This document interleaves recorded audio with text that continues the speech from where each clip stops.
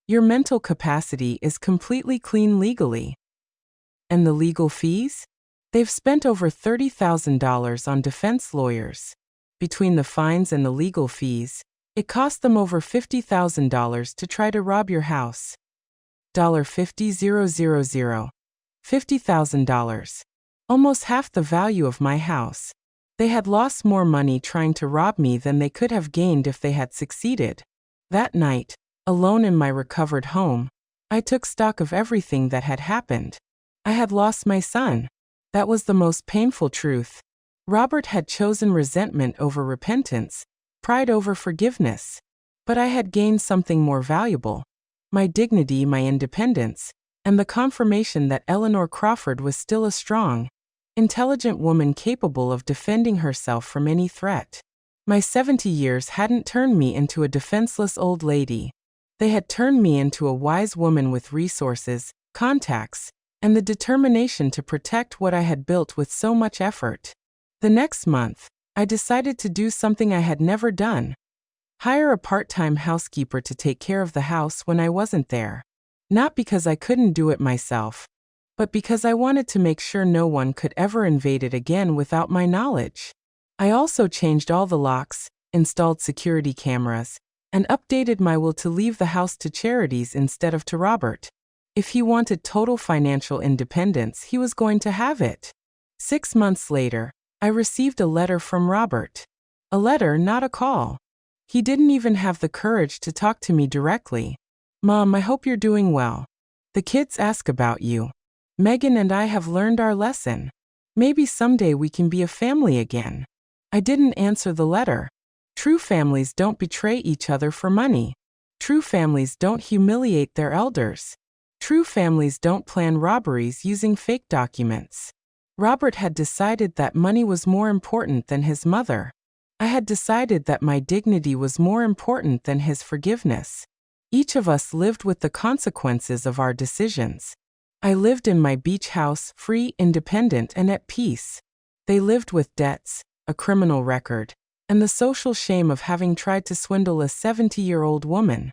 The silent justice had triumphed, and Eleanor Crawford had proven that underestimating an older woman was the most expensive mistake one could ever make.